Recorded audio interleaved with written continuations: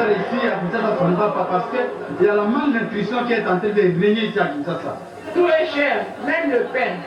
Même le pain est cher. Concernant les prix des marchandises, ça se augmente de temps à l'autre à cause des monnaies parce que notre économie vraiment n'est pas tellement en valeur. Ça augmente beaucoup? Ça augmente beaucoup, nous vivons maintenant difficilement jour au jour. Chaque jour, les prix changent. Aujourd'hui, tu achètes à 1000 zaïs, demain tu viens à 2000 zaïs. Donc on vit difficilement. Différent des autres pays africains, le Zaïre se distingue d'abord par son gigantisme. Grand comme 4 fois la France, c'est le pays francophone le plus vaste du monde. Ses richesses et ses ressources en minerais de toutes sortes, y compris l'or et l'uranium, le font même parfois qualifier par certains experts de scandale géologique. Depuis 26 ans, Mobutu Sese Seko dirige ce pays où le revenu par habitant est l'un des plus bas de la planète. Ce que l'on pourrait appeler le système Mobutu semble basé sur la corruption la plus totale. Résultat, une inflation de 3000%. Il y a toujours un corrupteur et un corrompu. Qui corrompt? Dans les relations commerciales, économiques entre le Nord et le Sud. Qui corrompt? Pourtant, le Fonds monétaire international et les États-Unis ont cessé toute aide au Zaïre, car il faut savoir que le montant de sa dette extérieure correspond à la fortune personnelle du maréchal président. Mais ce dernier, refusant tout processus démocratique, toujours candidat à sa propre succession, gouverne sans aucun pouvoir depuis déjà plusieurs mois. Nous l'avons toujours dit, Mobutu doit partir comme préalable pour le véritable processus de la démocratisation du pays. J'ai la légitimité populaire avec moi, ce qui veut dire que j'ai été élu pour 7 ans. La terre est fertile, les Zaïrois sont courageux.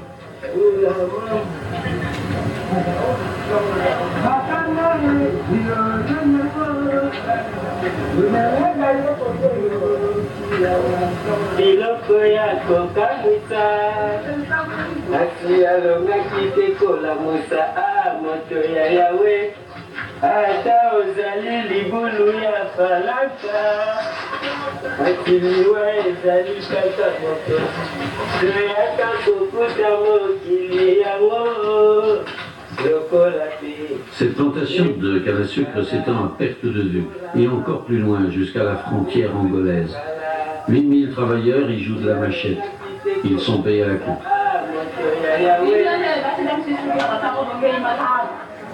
Logés dans des camps, les familles n'y vivent pas trop mal. Tout est relatif, évidemment.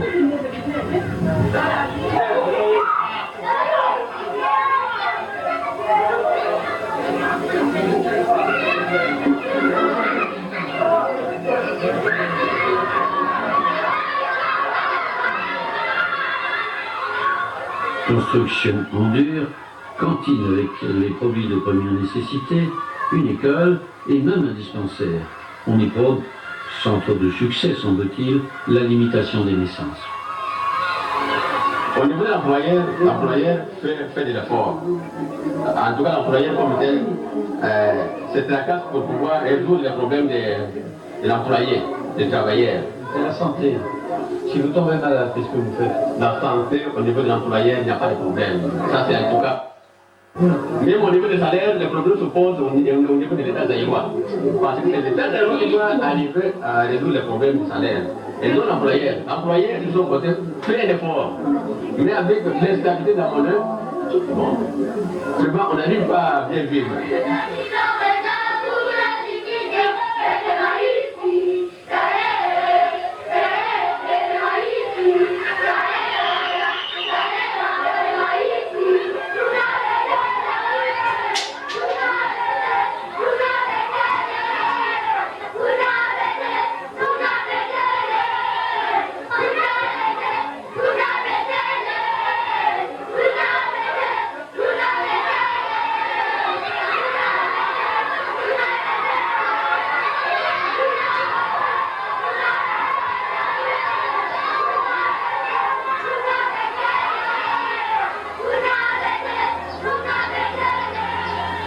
Plus à l'ouest, le pays des collines. Le déboisement sauvage pose problème pour l'avenir, mais ici on vit au jour le jour et le bois de chauffage se rend bien aux habitants des villes pour préparer la popote.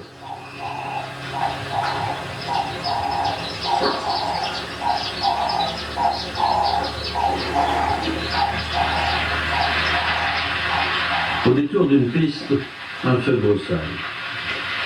C'est voulu, pour régénérer la terre et, du même coup, traquer le petit gibier.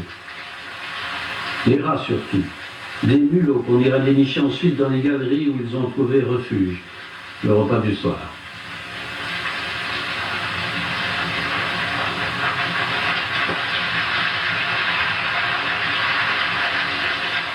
Joachim Moat.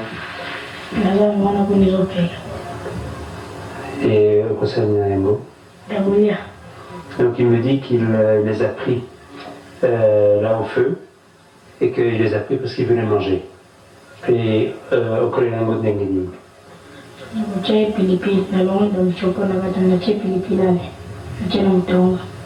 Donc il va ouvrir les rats, mettre du pili-pili, enlever les poils et puis la mettre sur brochette pour pouvoir les faire cuire. Ne soyez pas dégoûtés. Ici, de génération en génération, on s'est habitué à la viande de rat. Mais par contre, on ne mange pas de cuisses de grenouille. Les grenouilles, c'est dégoûtant. Question de culture. Les brochettes de rat, on en vend d'ailleurs sur cette route, Kinshasa, Matadi, une des seules encore praticables au Zaïre. Une route dès lors truffée de ces petits points de vente où les routiers s'arrêtent parfois pour faire des provisions.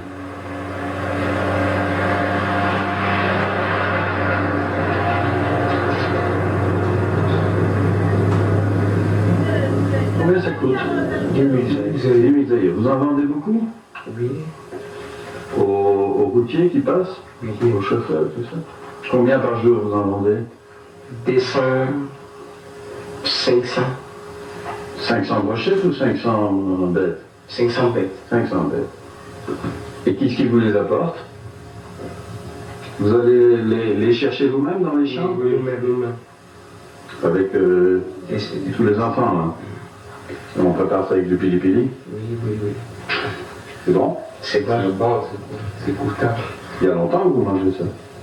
C'est pas maintenant, il y a avant. Vos parents mangeaient ça aussi? Oui. Eux sont nos ancêtres. C'est une habitude. Mais maintenant, vous en mangez plus? Puisque nous manquons l'argent pour acheter d'autres choses.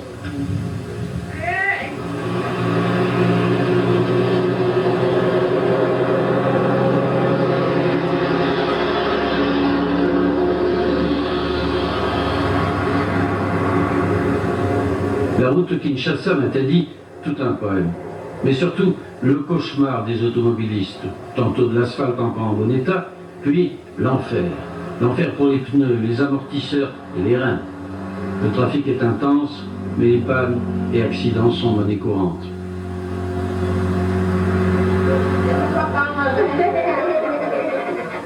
Partout le long de cette route, des gens attendent un lift. À leurs pieds, des produits fabriqués dans les entreprises proches, ici du sucre, là du ciment, et partout, le manioc, le bois, le pili-pili.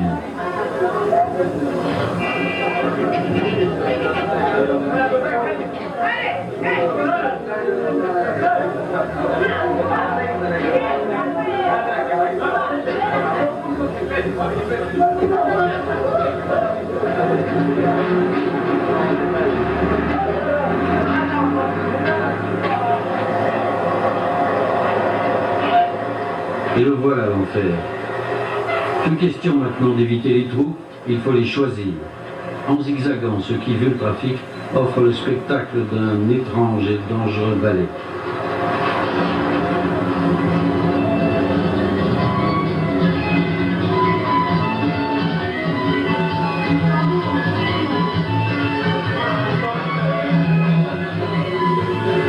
Quelle que soit l'heure, chaque cité traversée grouille de monde et baigne dans une ambiance qui sent bon l'Afrique. Des restaurants autrement plus sympas que les nôtres.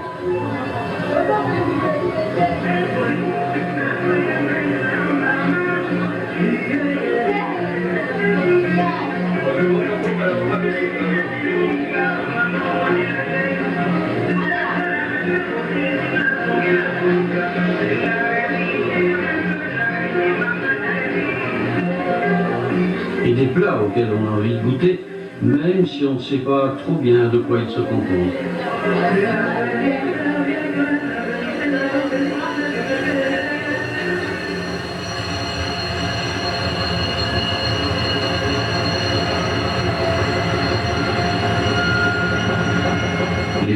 passage à niveau de Banzangungu, ex-Taysville, ne s'abaisse plus sur la grande route que quelques fois par jour, pour laisser passer une draisine, ou encore la navette quotidienne qui relie cette ancienne gare de triage à la voie principale Kinshasa-Matadi, plus bas dans la vallée.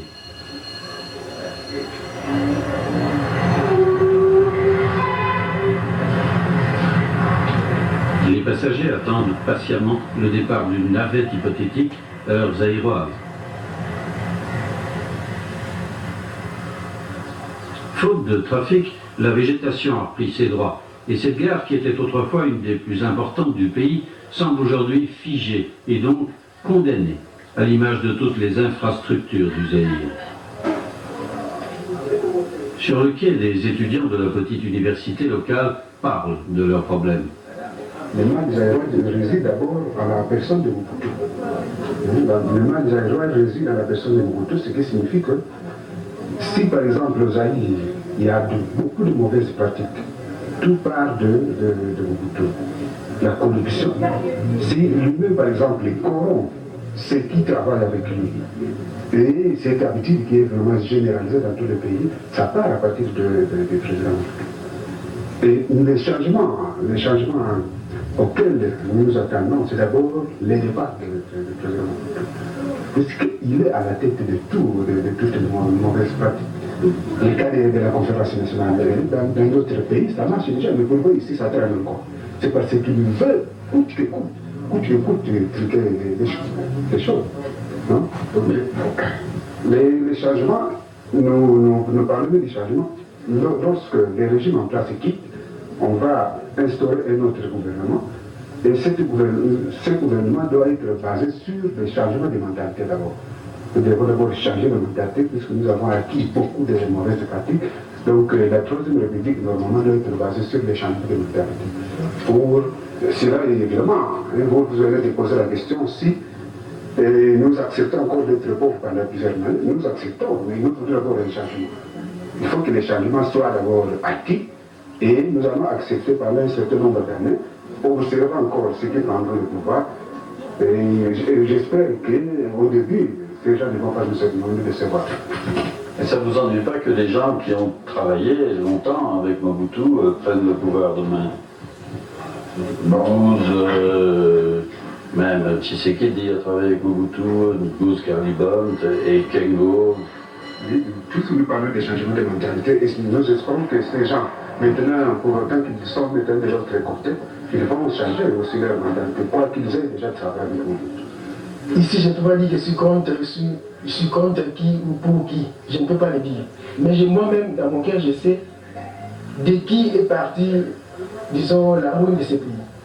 Moi-même, je sais, et en tant qu'intellectuel, je saurais voter celui qui sera à mesure, d'après moi, à mesure de bien gérer ce pays. Et celui-là viendra du peuple. Tout homme normalement qui doit vivre dans de bonnes conditions doit d'abord prendre son déjeuner, doit prendre son repas de midi et son repas de soir. Mais lorsque nous voyons le prix du pain, par exemple, sur le marché, pour qu'on mange bien le matin, il faut un peu de 1000 zaïs. Et du lait, par exemple, de 1500. Et le sucre, la boîte de sucre revient à 1000 zaïs pour le moment. Donc, immédiatement pour le matin, nous pouvons prendre le minimum de 5000 zaïs. Pour les repas de midi, nous pouvons prendre le minimum 10 000 zaïs pour une personne. 10 000 zaïs pour une personne.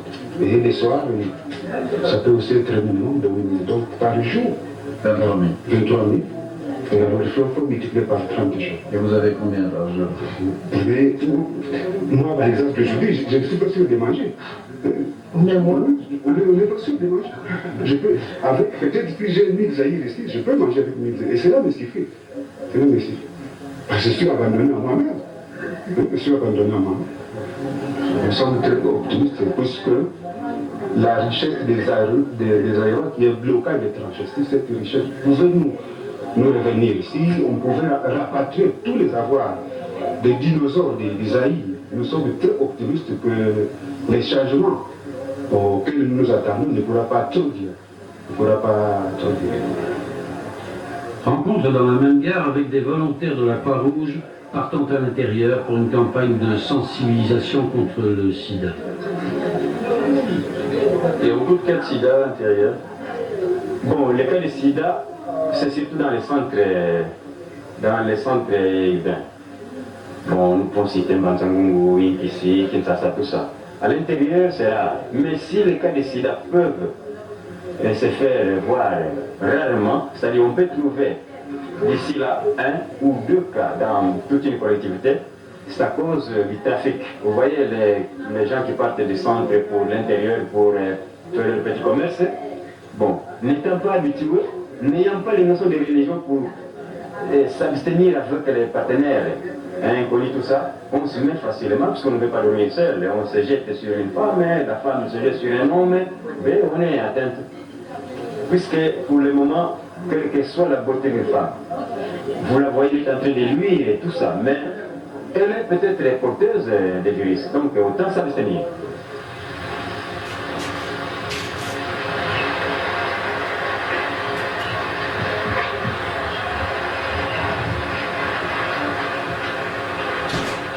À la recherche d'un petit village de Beauce, n'importe lequel, nous avons choisi une piste, au hasard. Elle doit bien mener quelque part. Des kilomètres et des kilomètres dans la poussière.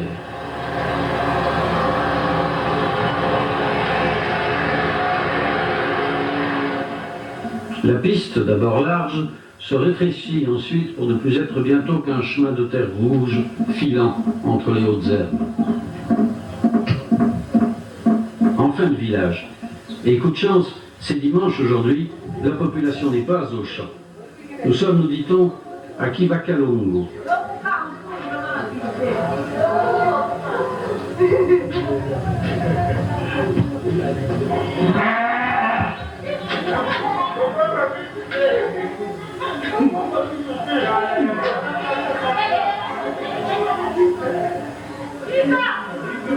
Dans ce coin de Beauce, c'est comme si le temps s'était arrêté.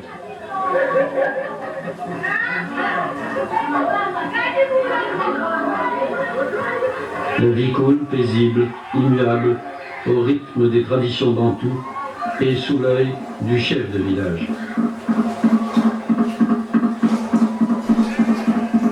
Pas de problème ici, écoutez plutôt.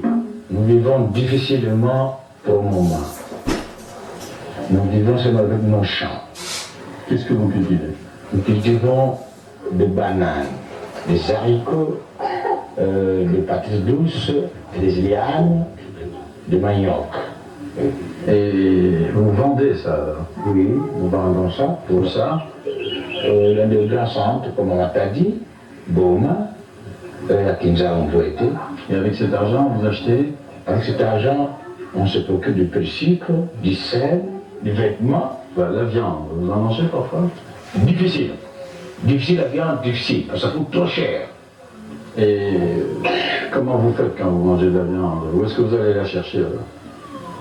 Oh, ici, dans le village, s'il y a quelqu'un qui a une chance, il peut trapper un gibier, il coupe ça, il vend des petits morceaux. Vous avez des fusils? Des fusils pour mais nous manquons bien de poudre de chasse. Oui, nous manquons de poudre de chasse, on ne sait pas là où on peut en trouver. Le chef a un couteau. Oui, il a un couteau, mais il n'a pas de poudre de chasse. Il y a quand même 3 litres. Alors il y a des enfants, il y en a une cinquantaine ici. Où est-ce qu'ils vont à l'école? À la Mougra, ils finissent l'école primaire. D'abord l'école primaire. Ici au village? Non, c'est à distance de 6 km. À Kinkondo. Et ils font ça à pied? À pied, oui. 6 et 6, 12 km par jour. À quel âge? À 5-6 ans? Non, 7 ans, jusqu'à 12 ans. Ils partent à quelle heure le matin? Le matin à 5h30. Oui. Je débute l'école à 6h, à 7h, juste. Ils reviennent à 14h. Uniquement le matin. Et alors après, l'école moyenne, c'est où? C'est à Vunda, à lycée catholique de Vunda. Et c'est à combien de kilomètres? 15 km. Et ça aussi à pied? À pied toujours. Tous les jours? Tous les jours. 30 km. 30 km. Et il y en a beaucoup qui vont à l'école moyenne? C'est difficile. Pourquoi? Difficile. La bonne régissance de cette école, de l'État. Quand c'était chez le missionnaire, on nous aidait, il y avait une petite ration. Mais pour le moment, c'est difficile. Et quand vous avez quelqu'un malade, qu'est-ce que vous faites? Vraiment, nous souffrons. Tout d'abord, quand vous êtes malade, quelqu'un est malade, on continue, fait petite cotisation au village. Et chaque jour, vous devez payer les soins médicaux. Et si vous voyez que ça ne va pas, vous allez mourir à la maison. Les soins médicaux. Il y a des médecins ici qui passent? Non. Il n'y a jamais eu de médecin qui passe? Jamais. Même un infirmier d'État n'a jamais passé. Depuis le temps de Belges qui sont partis. Dans le temps, oui. Et pour le moment, il n'y a pas même un infirmier qui passe. Il faut se déplacer à la mission, Vunda. Et si quelqu'un est gravement malade, qu'est-ce que vous faites alors? Nous, on fabrique des chipots, des civières, quoi. Oui, et puis on a l'hôpital. En arrivant, vous aurez que des ordonnances. Ces ordonnances, si vous n'avez pas le moyen de payer ces médicaments, tu meurs. Alors la politique, vous occupez un peu de politique ici au village? Non. La politique, non. Non, entendons la politique. Nous sommes... vous espérez? Dans le village. Vous écoutez la radio? Vous connaissez les partis un peu? On entend toujours. Qui ça? Lesquels? Vous connaissez comme le plus grand parti politique qu'on entend, c'est UDPS, hein? IFRI, FERI, et PDC, oui. Et s'il fallait voter, comment ça va se passer ici? Oh, s'il fallait voter, chacun son choix, hein? Chacun son choix. Et vous êtes content que ça change? Très bien. On est content que ça change. Pour que vous venez, le blanc arrive pour nous aider, comme dans les temps, des hôpitaux, des magasins. On fabrique quelque chose, vous allez vendre, on vous donne un tissu neuf, au lieu d'un tissu déjà périmé. Voilà.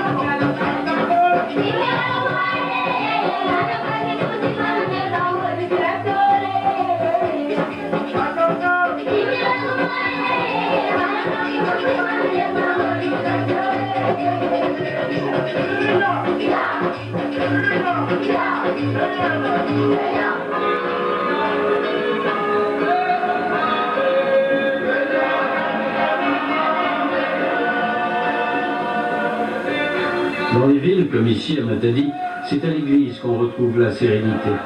Des églises qui attirent de plus en plus de monde, car elles prêchent l'espoir d'une vie meilleure.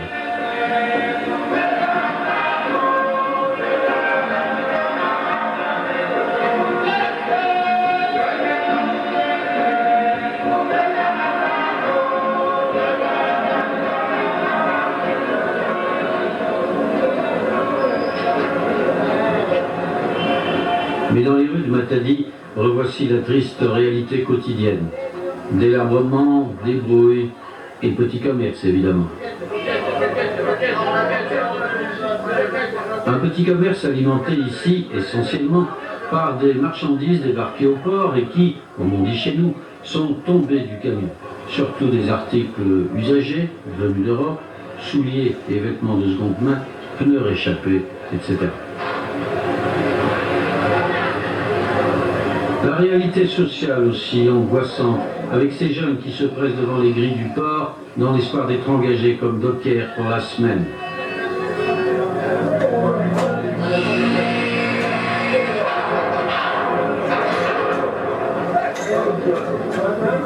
Des semainiers qui, pour pouvoir travailler seulement, devront céder un pourboire aux agents du bureau d'embauche. Et s'ils parviennent à franchir les grilles, ils en profiteront peut-être pour chercher une bonne cachette à bord d'un navire afin de s'offrir un voyage clandestin, un voyage vers l'espoir.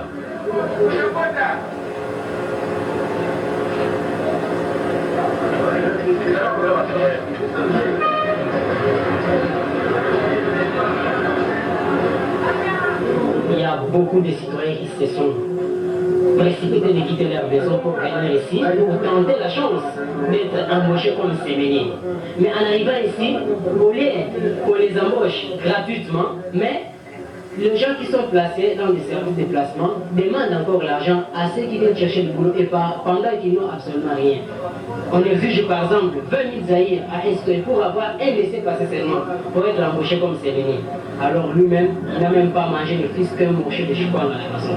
Où est-ce qu'il va trouver 20 000 zaïrs, 30 000 zaïrs pour avoir un laissez-passer? Alors c'est cela qui fait qu'il peut maintenant entrer au port sans autorisation, soit il peut grimper la demi, il voit tel navire par exemple qui doit quitter les Zaïre pour en destination soit d'Anvers ou bien d'Hambourg, quand il va tenter sa chance, il entre comme clandestin et puis il s'en va pour aller un peu cartonner. Donc c'est comme ça. Pour nous, il y a beaucoup de gens qui veulent quitter les Zaïre. Mais en vol normal c'est difficile. Le billet aujourd'hui ça coûte plus de 6 millions de Zaïre. Bon, pour avoir un visa par exemple, c'est difficile. Donc tout ça vraiment, ça nous rend la tâche difficile. Même les gens qui travaillent, moi-même, je suis travailleur, j'ai touché mon salaire, les 31, pardon, c'était mercredi, et aujourd'hui, je n'ai absolument rien. Je suis père de 3 enfants, mariés, alors j'ai quitté ma maison sans même prendre une tasse de café. Et jusque là, je n'ai même pas laissé aucun dans la maison. Les enfants souffrent et c'est cela qui nous pousse peut-être de faire des aventures au port, essayer un peu de ramasser n'importe quoi pour faire vivre la famille. C'est cela qui fait que tout le monde est isolé de rester dans ce pays et cherche à rester pour aller chercher la vie ailleurs. Est-ce que vous savez que si vous arrivez là-bas sans visa, vous risquez qu'on vous renvoie ici? C'est le problème. Mais pour nous, donc, je dirais que c'est une solution que nous trouvons la plus facile. Peut-être en allant vers chez vous là-bas, vous pouvez peut-être avoir pitié. Vous pouvez avoir pitié parce que vous n'êtes pas ignorant de ce qui s'est passé ici. Mais si vous partez maintenant, vous par exemple, votre femme et vos 3 enfants vont rester ici? En tout cas, je vais leur demander de serrer les ceintures parce que si je ne sais pas, parce que je vais là-bas pour tenter la chance si je vais réussir. C'est ça. C'est tout ce que j'ai dit. Le port travaille au ralenti. Mis à part le cuivre, le zinc, le bois, il n'y a plus grand-chose à exporter. Quant aux importations, elles sont évidemment limitées par le manque de devises.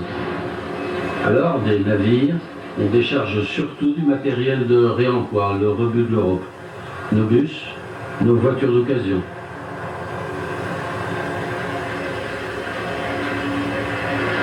Mais les conteneurs, eux, s'empilent sur les quais, vides, signe que le port s'endort.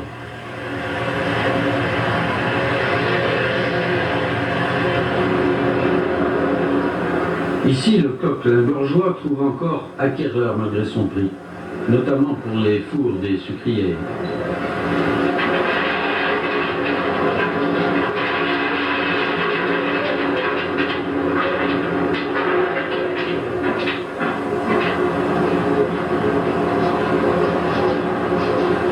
Ce sont les Libanais qui sont passés maîtres dans le commerce d'articles de seconde main, d'où la présence de nombreux cargos grecs et chypriotes.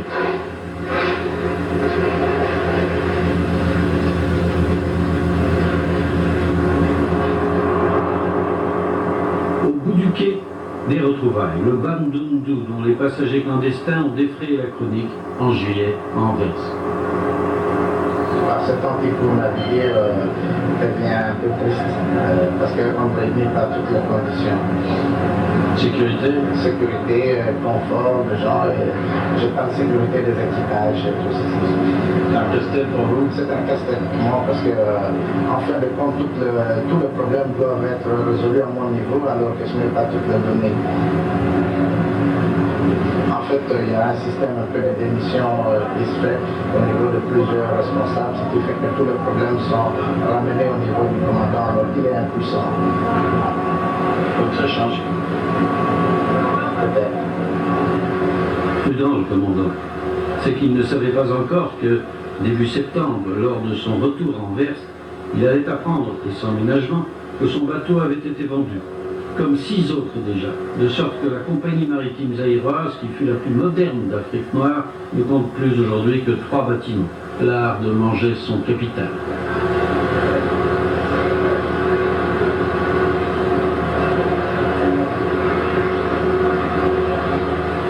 Ce jour-là, à Font-de-Cale, des dockers cherchaient peut-être une cachette pour le prochain départ, comme l'avait fait un des leurs au voyage précédent.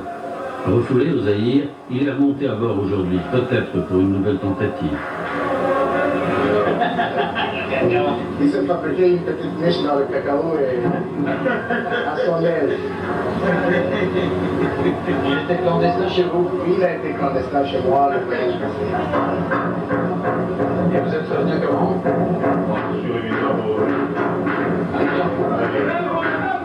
Maintenant, vous essayez de repartir? D'abord, je suis né au Zaïre, j'aime d'abord mon pays. Le problème majeur, c'est que bon, si la situation du pays s'améliore, moi je crois peut-être qu'il faut encore y aller en Europe, mais si la situation se détériore au jour les jours, alors je crois qu'il faut encore rester ici. Ces jours, vous allez peut-être avoir la surprise de le retrouver à Font-de-Cale? Et oui, parce que j'ai eu beaucoup de récidivistes. Je tiens chez moi un fichier là du bord pour voir qui revient, mais on en a beaucoup qui reviennent. Vous finissez par les connaître alors? Je finis par les connaître, oui. Et vous les aimez bien finalement? Écoutez, on est là devant un dilemme. C'est un sérieux problème à résoudre. Un drame humain. Un drame. Un drame pour lui aussi, aujourd'hui, commandant sans navire.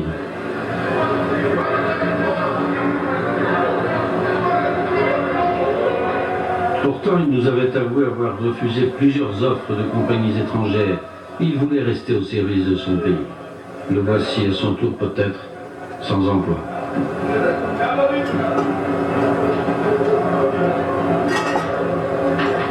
Je me suis toujours dit qu'est-ce que je pourrais faire si je me mettais à leur place, parce que j'ai eu comme ça dans le temps quelqu'un qui est venu comme clandestin à bord et qui était un diplômé universitaire. Et j'avais moi-même aussi fait l'université de Kinshasa vers les années 71. Et ces garçons devaient être de ma génération. Quand je l'ai vu à bord, ça m'a posé des problèmes de conscience.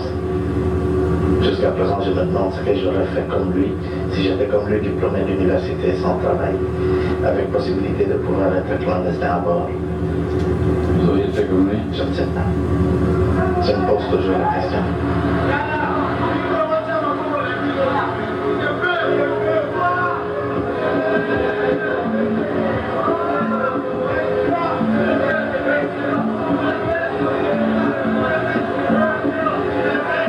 S'exiler ou protester. Pour vivre loin près des chimères, ou choisir l'espoir et exiger le changement. Personne vraiment n'a envie de s'expatrier, encore faut-il pouvoir vivre dignement sur sa terre natale.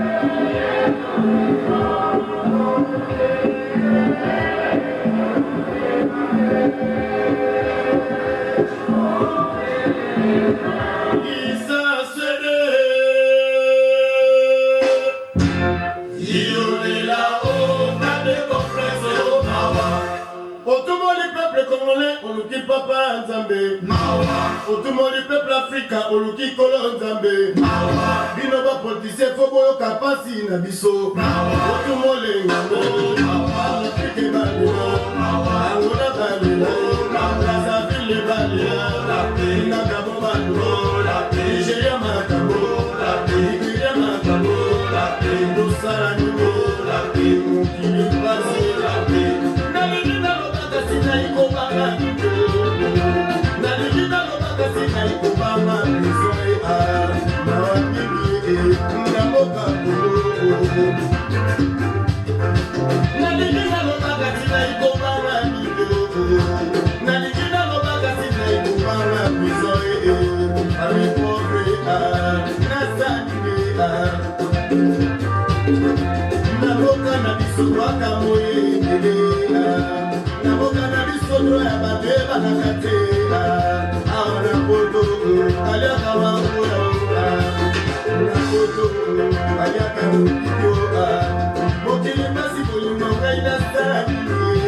What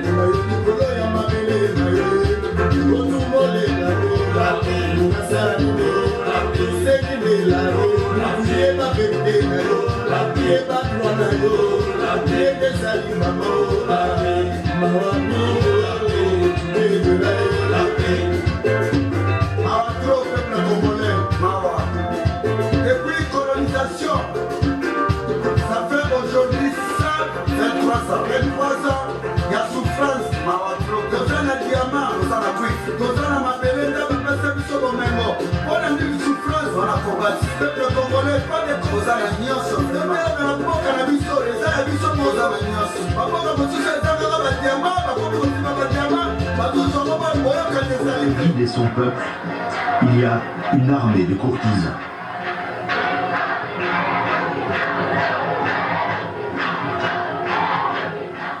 Citoyennes, citoyens, militantes, militants. Le congrès du parti unique n'est plus qu'une grande foire aux illusions. Nous voici arrivés à notre rendez-vous de ce lundi 4 février 1980. C'est pour moi. Mais plus Zaïre va mal, plus Mobutu a le verbe haut. Ce qui fait la force d'un chef, c'est précisément la confiance dont il jouit de la part de son peuple. Aucun autre artifice ne saurait la remplacer. Nous sommes en 1980.